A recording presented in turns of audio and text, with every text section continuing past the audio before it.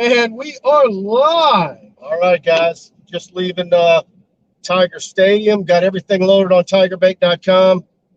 And LSU with a 65-17 win over Southern University. And LSU took care of business. What did Jaden Daniels have? A 285? 285.5. Almost a perfect game. Quarterback rating. LSU took care of business. Like we thought, we would see Nussmeier. We did. We saw Walker Howard. A lot of moves on the offensive line. Turner moved to center. Dellinger to guard. Amani Goodwin, I think, had a better night. Noah Kane, and look, that goes back to what I was talking about through a lot of August, was that I thought Armani Goodwin had the best camp. So John Emery will be back next week from Mississippi State. But I tell you what, it was a packed house, 100 and whatever thousand. And as soon as the bands played, everybody left. It was the most lopsided FCS opponent that LSU's. It was the most. Well, let's put it like this: 37 points scored a quarter is the most scored in a quarter in LSU history, and it was 37-0. Yeah, that which just hits different in the post-Burrow era. That just hits different. There was 4 or 5 minutes left in the first quarter, and I'm telling you, it felt like there was 4 or 5 minutes left in the half.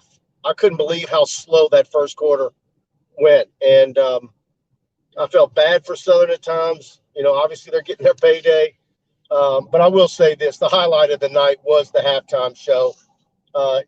You're not alive if that meeting of the two bands and spelling out 225, and of course Southern putting the halftime score up on the field. I thoroughly enjoyed that, and I think every fan in the stands did as well. I've got both of those performances loaded up on our YouTube channel. I even got a retweet from Omarosa on my video from halftime. So, yeah, Mike Scarborough's getting all the way to Omarosa these days with tweets. Kenny Haynes with the super chat, the double super chat, sponsoring the show, and in the chat here. So much for the Nussy controversy. What you think? Quarterback competition? Not much of one, huh? No. And I will say this: I was told weeks ago that the talk that there was really a slim margin between the two of them was just propaganda, coach speak, whatever you want to call it. That there was no truth to that. Let's put it like this: Jaden Daniels goes in tonight, absolutely wrecks it, scores 4 touchdowns himself. He orchestrates touchdowns on 5 of 5 drives. He goes 10 for 11, 3 touchdowns, no interceptions. And then immediately Nussmeier goes in the game. A teenage interception, touchdown, punt, touchdown, interception. Teenagers, you want to learn how to get killed? Walk on River Road in the dark, especially with this guy driving. But anyways, Nussmeier threw probably the ugliest interception I can recall in LSU history. I mean, it was like Max Johnson's boneheaded underhand throw or behind his back throw last year against UCLA, only he threw it straight to the Southern player. And it was dumb because he's rolling out, and there's clearly no one open, and he just continues to roll out. And of course, we were talking about his decision-making being a huge problem. But yeah, huge night for Jaden Daniels, man. I mean, the whole quarterback controversy, that thing's going to go away this week. He's, again, great. You know, if you think about it, we've only had, since Jaden's gotten here, I think that is probably today, having him post-game, is maybe the 4th interview we've had with him. And he really is a good interview. He's soft-spoken, well-spoken. He is a likable kid. I was there for all 10 minutes of his post-game interview.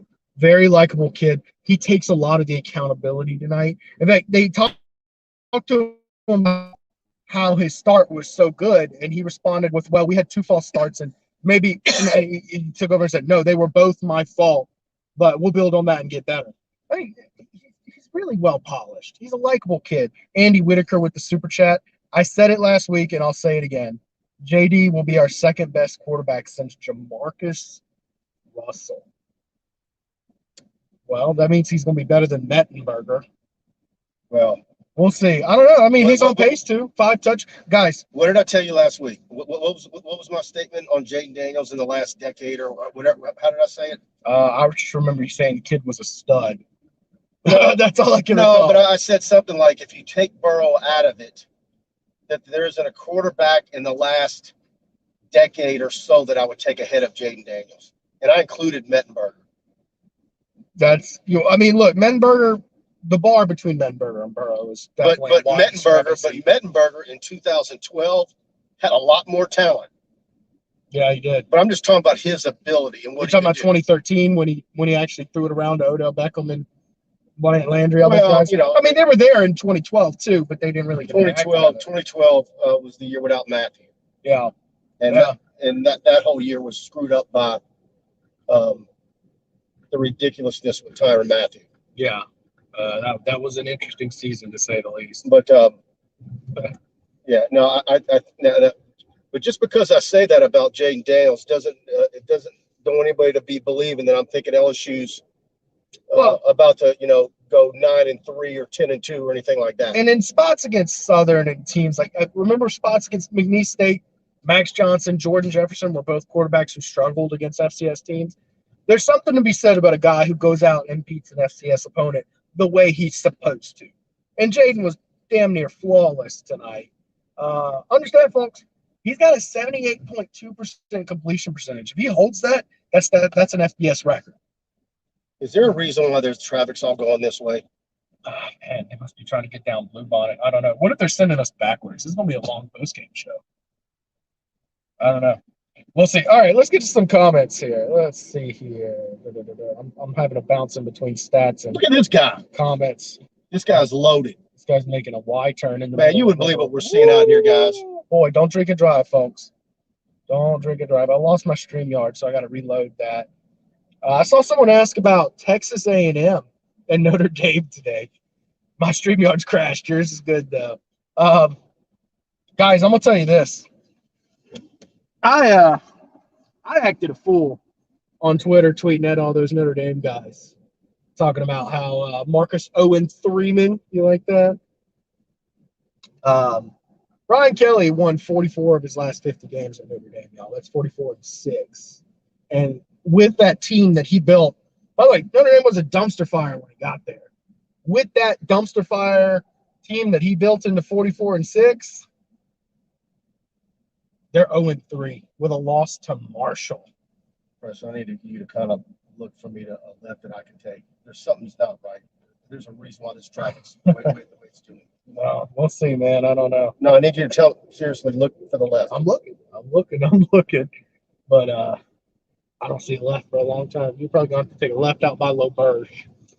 Y'all, there's some weird contraflow traffic coming. I don't know what's going on River Road, leaving LSU's campus. Hey, if someone knows what's going on River Road, leave that in the comment for us.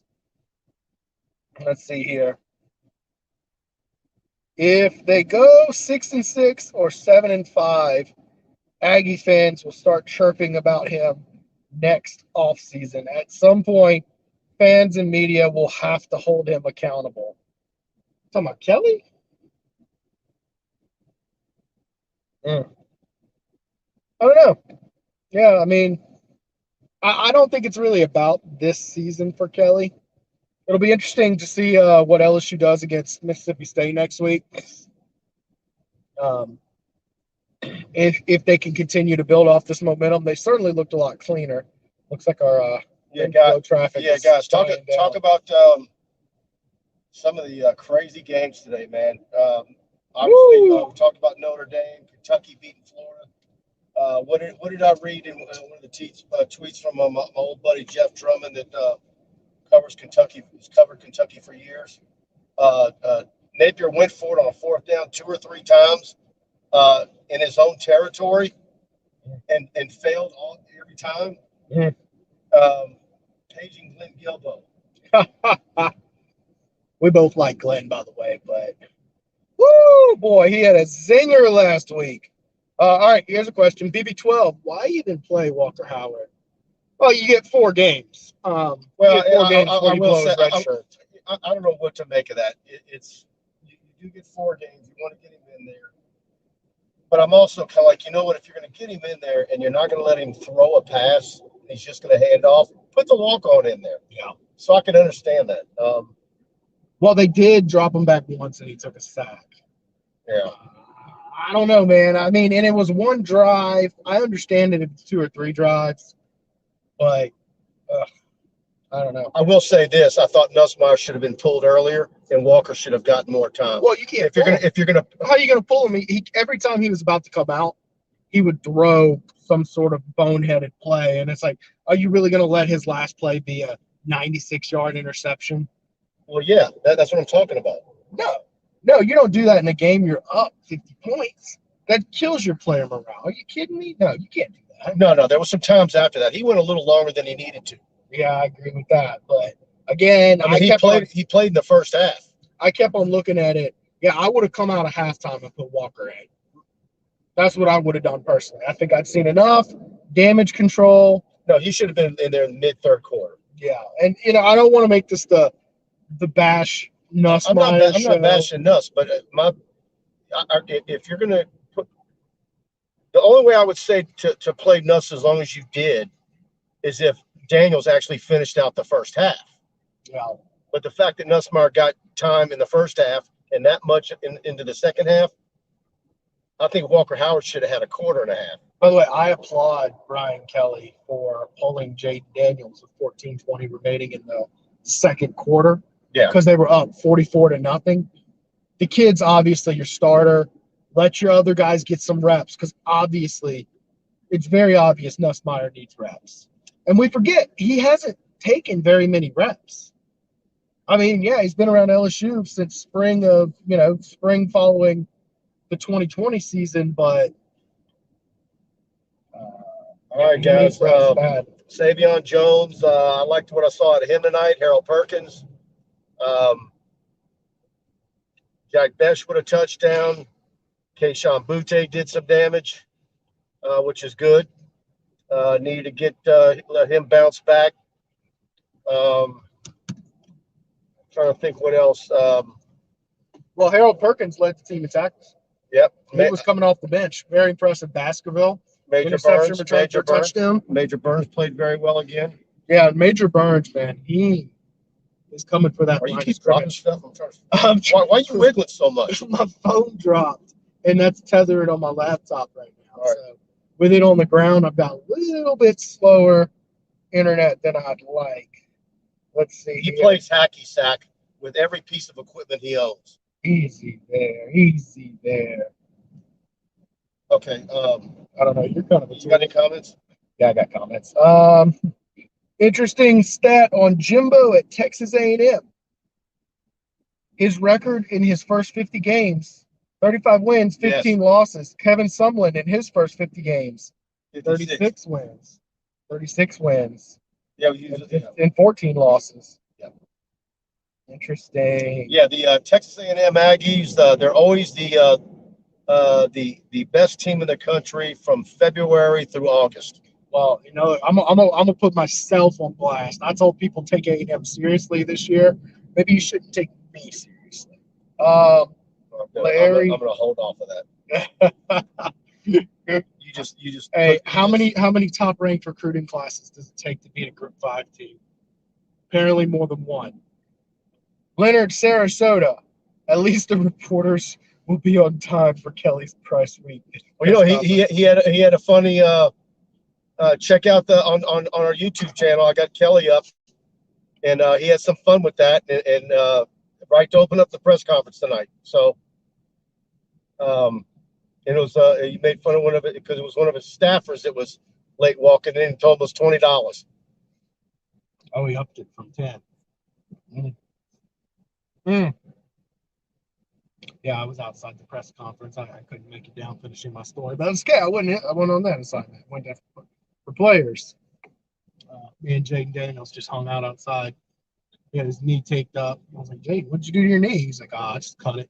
So if you see pictures of him with his little bandage, we're gonna get home at 4 a.m. You realize that, dude? What is going on here? I don't get this. And look, there's like broken down cars on the side here too. This is why people were turning around, because they got here and they got tired of it. That's all right. we've got a good post-game show going. Well, so. no, I need you to halfway get in another tab and do like a Google map. Yeah. But it's too late now because any lefts we could have taken is gone. Yeah.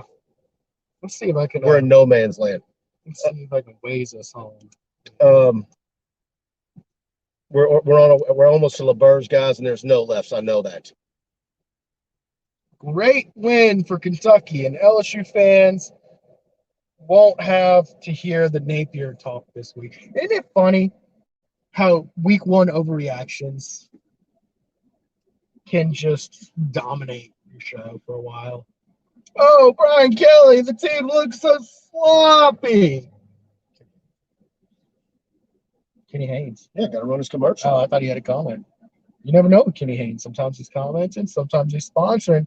But tonight, he's sponsoring, so let's hear from Kenny Haynes. It might not come. So my computer's being slow. See, that's why I need to grab my phone. Why don't you tell him a little bit about Kenny while I find my phone? Yeah, that's why you go with Verizon, folks. And Android.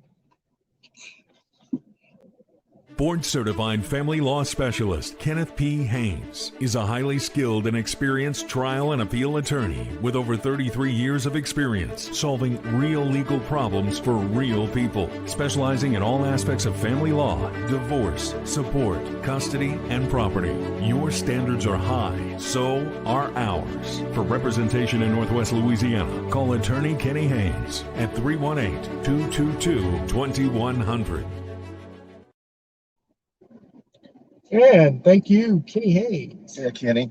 My StreamYard just crashed again. We're going to run that again. We're going to run it again, but let's talk some LSU comment here. Got to get re-up on my end here. What was your comment about Jimbo Fisher 500 words per minute versus? Well, actually, he was slow tonight. So the wind was taken out of him. I listened to a little bit of him. But look, you guys know if you watch my show on Wednesday nights, I think there's there's no more delusional fan base in the SEC than Texas A&M fans. The way they carry on, you think they've got 6 or 7 national championships in their history, and I've been saying it for multiple years now. I don't believe that A&M will ever win the SEC with Jimbo Fisher as head coach. I don't like his offense. He won't give it up. He's predictable. And he takes way too long to develop quarterbacks. That has been his MO for as long as can be. And today, for him to – is something wrong with Max Johnson? Because or is there something wrong with Jimbo's eyesight or his ability to, because there's no way Haynes King is better than Max Johnson after what we saw today. And, you always get into this deal where you're like, well, was there any point in the game did you, like last Sunday, LSU, was there any point in the game where you felt that maybe you should put Nussmeier in? Well, no. I never saw where it made sense. But today for A&M and putting in Max Johnson, it was all game long. It was pathetic, their production offensively. And I don't know.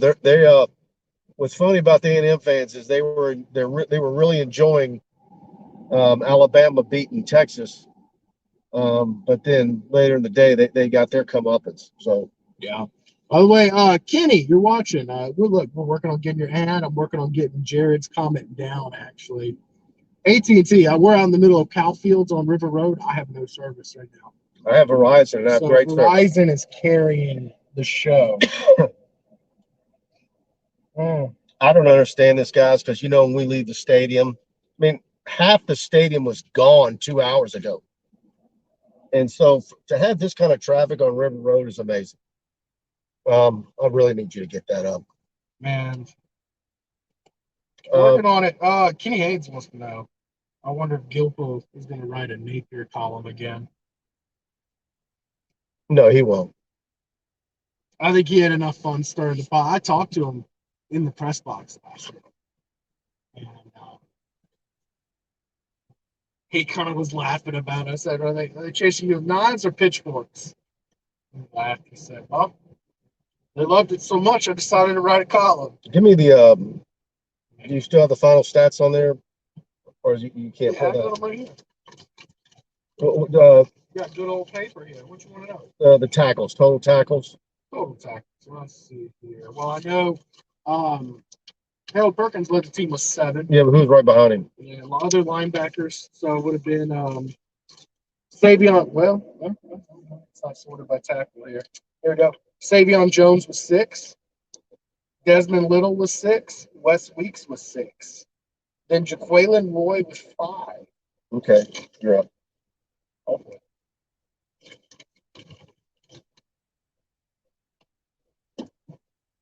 Mike Deanne. Boy, River Road is not being kind to this Wi-Fi here.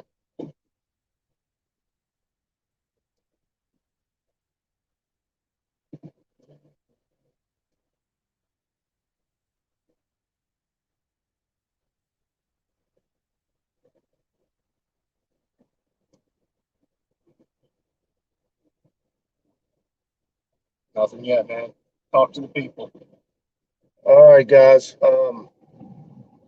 I wish I could read that little screen. Preston, can you read the screen up here? Yeah, I know. I can read it up there. I think we're getting some connection here. So I'm gonna try to play Kenny Haynes. We'll see how that goes. We will see how that goes. Nothing we can do. We're on the road, folks. Board-certified family law specialist Kenneth P. Haynes is a highly skilled and experienced trial and appeal attorney with over 33 years of experience solving real legal problems for real people, specializing in all aspects of family law, divorce, support, custody, and property. Your standards are high, so are ours. For representation in Northwest Louisiana, call attorney Kenny Haynes at 318-222-2100. And there he is, Kenny Haynes, the unofficial official lawyer of TigerBait.com. And he reserves the right to think most clearly for a paying client. And Kenny Haynes, thanks again for sponsoring our post-game show each and every week. And he's with us for the whole season. And give him a call if you need any legal advice whatsoever. And we're at 0 miles an hour. I don't know. I'm assuming we're about a mile or 2 away from LaBerge. But we're stuck on River Road, and I can't figure out why. I'll tell you what. Here's a good question. Will Brian Kelly be better at LSU than Jimbo Fisher at Texas A&M? We'll let you handle that. Yeah, I'm not going to make that statement yet. I think he will. I like his staff. I will say in the last few years, there's a few guys that have left Jimbo's staff. They kind of had me scratching my head a little bit. Hopefully, this car behind us not pulling us over. Must be some sort of wreck or something in front of us, guys. So, hey, they're going to get comfy tonight. Mississippi State up 18-0 at halftime over Arizona. Thoughts on Mississippi State next week? That's going to be a really tough game for LSU. It's one of those games where you say, man, after losing to Florida State, it's one you really need. And to try and get back to where you can probably end the season in the realm where you want LSU to be. I think that's going to be a tough one. I really do. They're going to need some guys healthy, and they're going to need to be a lot more improved, I believe. Yeah, no doubt. And look, preseason, I predicted State would beat LSU. 17 returning starters. I obviously watched almost none of the game tonight, so I'm going to wait to watch some film on State before I speak to that. But, I mean, yeah, they're returning a ton of players, and Will Rogers is a stud, as we know. I actually was looking up. So Jaden Daniels, with his completion percentage, I accidentally stumbled on. Apparently, for career completion percentage, Will Rogers is number 1 all time. Yes, I didn't know that. We've been offline for about 30 minutes, so you don't have any A lot of comments we need to fly through in a hurry. No, man, no. It's been kind of chilling here. Well, I've been I getting see a bunch of comments. Yeah, None of them are any good? I mean, I've been putting them up there. There was just 2 comments. Okay. After the roster attrition at the end of the season, do we get back to the 85? You can clearly see we're down lots of SEC level bodies. That's a good question. Here's the deal on that. There's no scholarship limitation this year. LSU will sign at least 30 kids out of high school before they get to the transfer portal. So that should be a lot quicker to rebuild. Golly, you can see the road curve in front of us. It is a straight line of red lights, y'all. Woo, boy. Hey, maybe some of y'all are watching from this post-game traffic with us. But yeah, I mean, with the new rule change, you should be able to get to 85 quicker. But I agree with you that Brian Kelly has had a hell of a job to get this roster anywhere near SEC level already. People were comparing. I was making fun of Marcus 0-3 men today, and they're like, "Well, Brian Kelly's 0-1, guys. It's completely different." Brian Kelly had built that roster into a 44-6 program. This was a team with 39 scholarship players. Let's see here. Did you grab Andrew Whitaker? Once Josh, Jaden Daniels, and our receivers start to mesh, I think our offense can be really good. Top 5 in the SEC. Did you see top 5 in the SEC? I mean, shoot. On paper, Bama wasn't very good until the very end today. What a wild game. Texas. Did you see that? As soon as Texas scored, it was obvious to me that they were going to lose. Alabama was going to go right down and do what they did. You can't leave that much time on the clock. No doubt. So I mean, maybe on paper, but I do think this offense is going to turn the corner. I really think that team last week looked like a team breaking in about 50 new faces in its football program, and a lot of those guys just take some time. Not to mention John Emery will be back in the fold next week. Good timing, because clearly they are short-staffed on running back, very short-handed on running back. Let's see here. Brandon Reese. Most of LSU's opponents looked beatable today, which is good because last week they all looked really freaking good. What was the final of Tennessee Pitt? I don't know. Could someone put that up there? I saw Tennessee won. It was 24-16 last I checked. Okay. Someone popped that score off on me for me. But Texas A&M lost to App State. Florida lost to Kentucky. And those were teams that were looking pretty scary. So, all right, guys, we're going to end this show right here. Preston's hot spot isn't so hot, and I think we've covered just about everything on tonight's show. And this River Road deal is absolutely crazy. I don't know who Preston's going to have Tuesday night, but go to TigerBait.